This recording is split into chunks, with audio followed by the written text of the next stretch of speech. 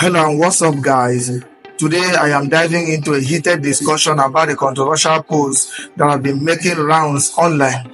A lady claimed that the Yoruba tribe is deeply rooted in tribalism, calling them tribal bigots. She made a bold video filled with numerous points to support her argument.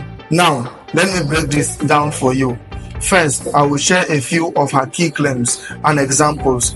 Afterward, you will get to watch a clip of her video to hear her perspective directly.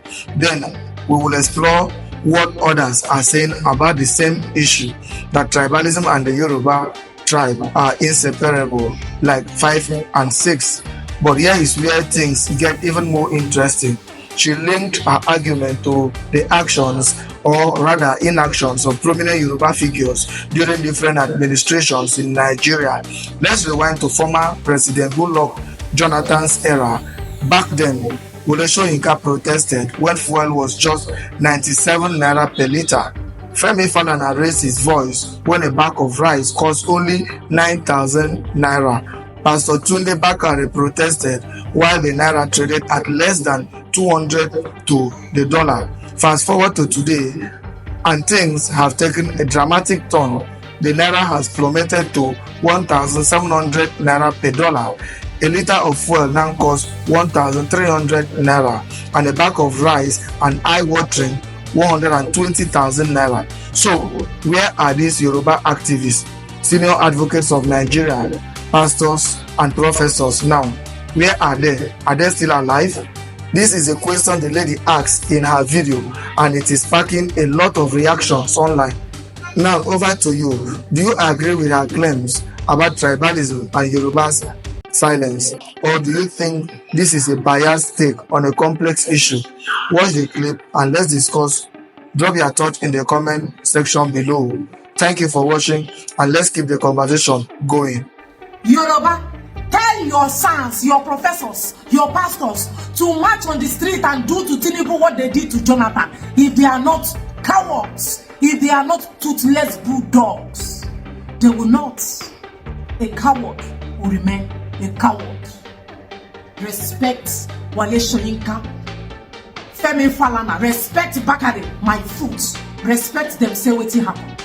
They smoke Igbo. Where is Professor Wole Soyinka? Where is Femi Falana today? And where is Pastor Tunde Bakare hiding? Bakare must be hiding. For him to be silent up till now, he must be hiding somewhere. And we would love to know where his hiding place is. These are Yoruba men. Take a look at them. They are pure Yoruba men. I know you don't know anything about them. Some of you know, why most of you do know. Especially if you are politically awoken. You will know what these men stood for before and what they are standing for now. I will explain who these your role models are today. What has become of them suddenly. A litre of fuel was not up to 100 naira when Professor Wole Soyinka, your prof, went on the street to protest against Goodluck Jonathan. A bag of rice was not close to 15,000 naira per bag when Femi Falana went on the same street to protest against Goodluck Jonathan. A dollar was not up to 250 naira when Pastor Tunde Bakare went on the same streets to protest against Jonathan. Where are these Yoruba men today? Pastor Tunde Bakare, how much are they selling a bag of rice in your area? Professor Wole Soyinka, how much are you buying a litre of fuel today in that filling station? Femi Falana, how much is a dollar in your area? How much is Aboki man selling or buying dollar from you? They can no longer speak. They can no longer speak. The same people who occupied Nigeria, they went to Ojota because a bag of rice was just 10,000 naira. They went to Ojota because a dollar was not up to 200 naira. They went to Ojota. A litre of fuel was not up to 110 naira. 110 naira. Maybe I will explain it better. The time I'm talking about bread na 200 naira, big one.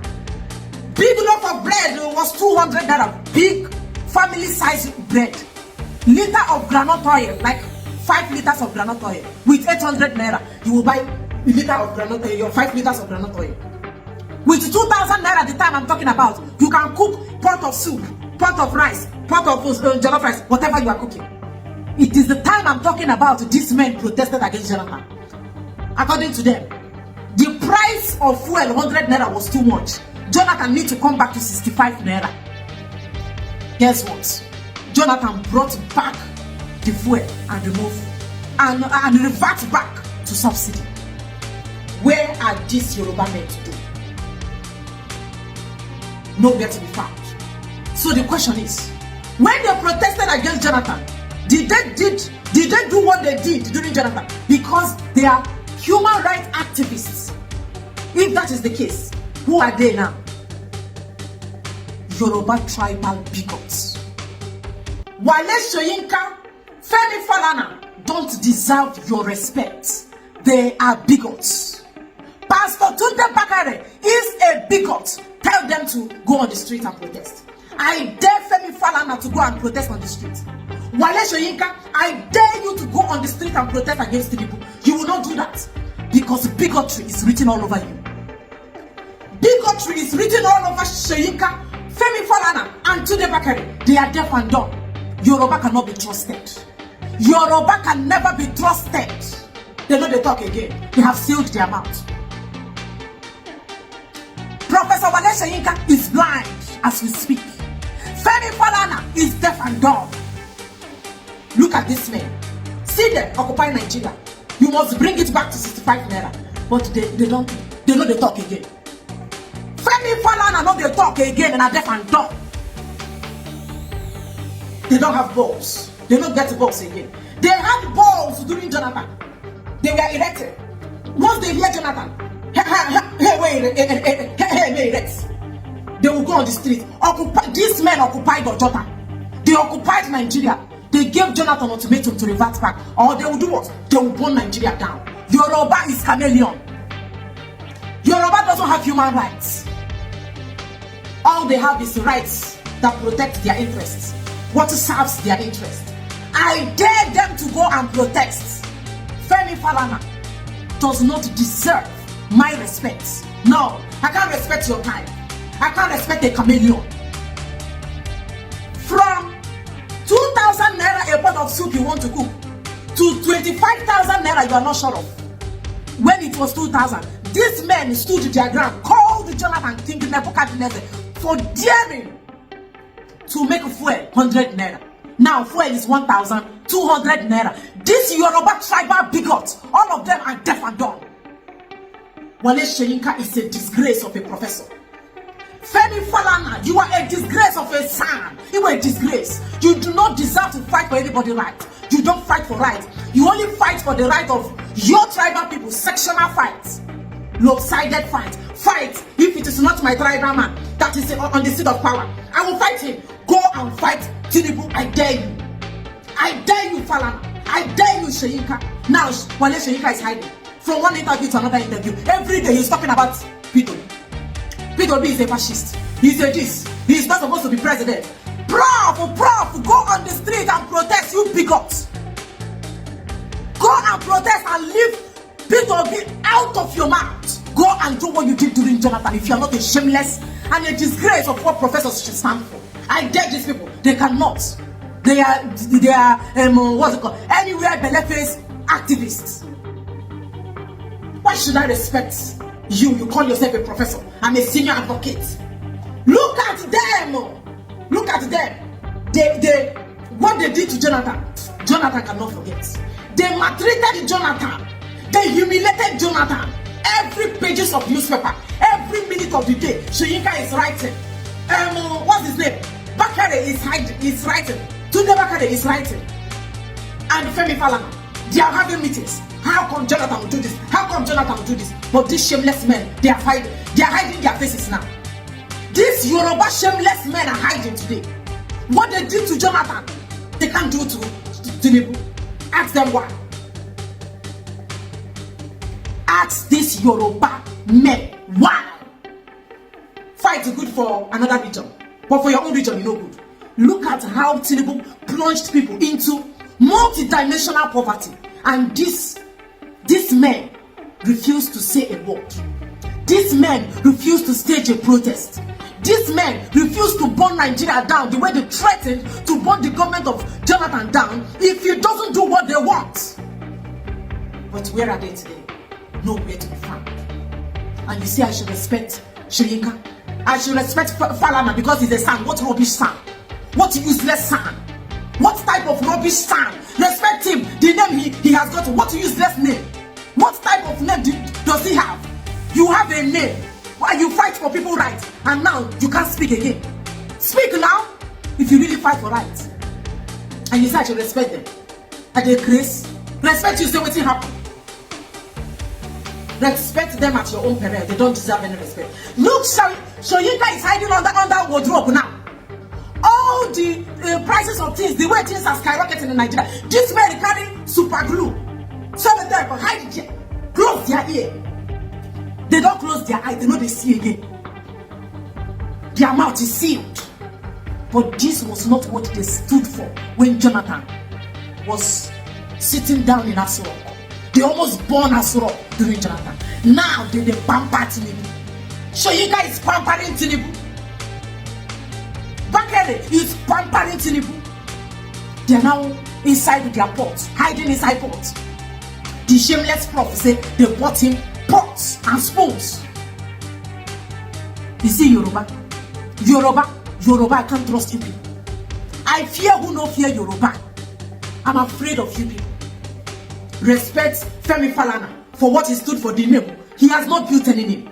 Femi Falana, as far as I'm concerned, you do not have any name. You've not built any name. You have only succeeded in building a tribalistic name for yourself. Who will respect you? I don't know what you stand for. When I know what you stand for, I will know where to respect you. But for now, as at today, you do not deserve any respect. No sensible person, no reasonable person will say what Soyinka, Femi Falana, and Bakare did to Jonathan. No sensible person will see this man today and respect them. Now, you do not deserve respect. What are we going to remember you people for? For being a tribalistic fellow who stood for nothing. You only stood or standing for what interests you, your family, and yourself. You men are shameless and you are a disgrace to what human rights activists actually stand for. Respect Wale Soyinka, Tunde Bakare, and Femi Falana. Respect you, my foot. Never in this life will I respect this type of character. Fear. Go out and protest. Occupy Nigeria now. I dare you. You can't do it because you are spineless and toothless bulldog. You can only bark when your tribal man is not on seats. Shameless Yoruba. So what's trending now is Yoruba jobs for Yoruba people. So a guy basically took a picture of himself with a poster writing Yoruba jobs for Yoruba people, and a lot of people have been commenting ever since then. In fact, let me show you the poster. Okay, this is the picture. Let me read what's on the poster. Young Yoruba for freedom, YYF. Yoruba jobs for Yoruba people. It's called self-preservation. Okay, this is a notice to all the companies, government agencies and businesses in Yoruba land to give 90% of their employment to the Yoruba people first and foremost. He then went on to list the states where Yorubas are. The problem is not even the post, because I know that anybody can just print out whatever banner they like and then snap with it and post, just incite violence and hate. The problem is the reaction to the post. Can you believe that the majority of people I've seen actually are in support of that post? In fact, they are making so many excuses for it. I'm not saying that everyone is in support, but the funny thing is that the Yorubas who are not in support are getting all manner of backlash and hate. The irony of it all, at this point, I'm not even bothered. Like, I know they vex. If this is what it takes to make Igbos to rise up and actually have a clear eye and do things for themselves back home and focus more back home, it's not a problem. It's not. Please, as long as you guys have not started killing Igbos yet, no problem. The earlier the better. The funny thing is, every comment section where this post is, you see people mentioning Igbos. Like, come on now, Igbos are not the only tribe in Nigeria. Besides Igbos and Yoruba, there are so many tribes in Nigeria, and many of these tribes live in Lagos. If you are to employ 90% of jobs, to be Yorubas. That's to say that it's going to affect every tribe, not just Igbos. So why are you, and this is also a wake-up call to other tribes, because I wonder how you guys think other tribes will feel. Because let's face the truth, Igbos, why is it with Igbos? Igbos are not the only tribe. Igbos are not the only tribes. And then a lot of people say, oh, Igbos are feeling like they have all the jobs. Igbos are not the ones employing it. Most of the companies are not owned by Igbos. Igbos just run small and mega businesses. No problem. It's fine. In fact, at this point, anything anybody wants to say, they are free to say it. This is a country where anything goes. Anything can happen. Anyone can say anything. But as long as it has not yet broken out to the form of war, no problem.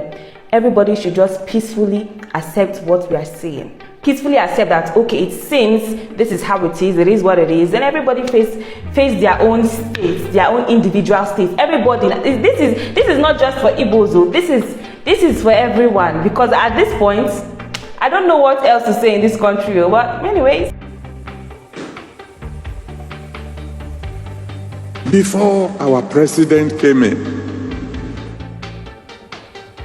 everybody knew that the major reasons why we were having financial problems, we'll be having it all before he came in, is the fact that a lot of money was being spent to import petrol.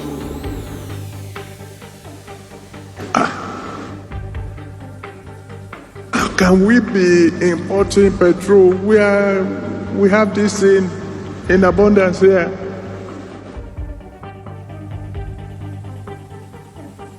We spent billions of naira on our refineries.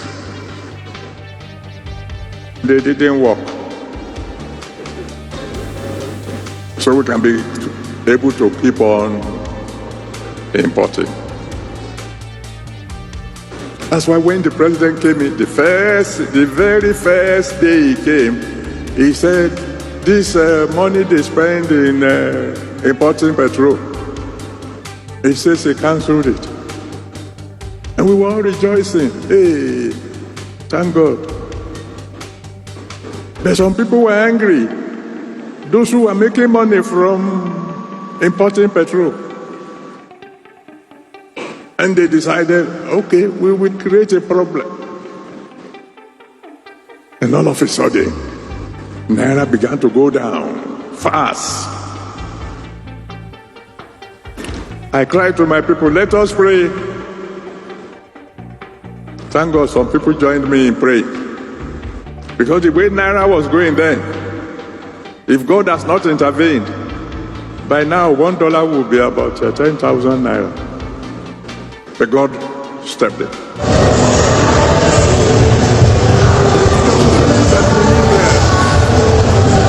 I don't care if I'm controversial this week. I cannot be a Yoruba boy and vote for Igbo boy. I vote for Tinubu. I support Tinubu. You like it or not, I don't care.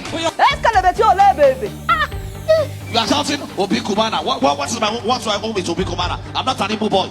This is happening inside the church, yo. Check your Yoruba money. Tí Igbo bá dúró tì wọ́n, wọ́n máa dúró tì wọ́n pa ni. Táwùsá bá dúró tì wọ́n, wọ́n máa dúró tì wọ́n pa ni. Bí o tiẹ̀ mọ̀ ṣe ẹ tiẹ̀ fún ní chance yẹn wò. That's it. That's last. We brought tribalism into church. No more hiding it. As in,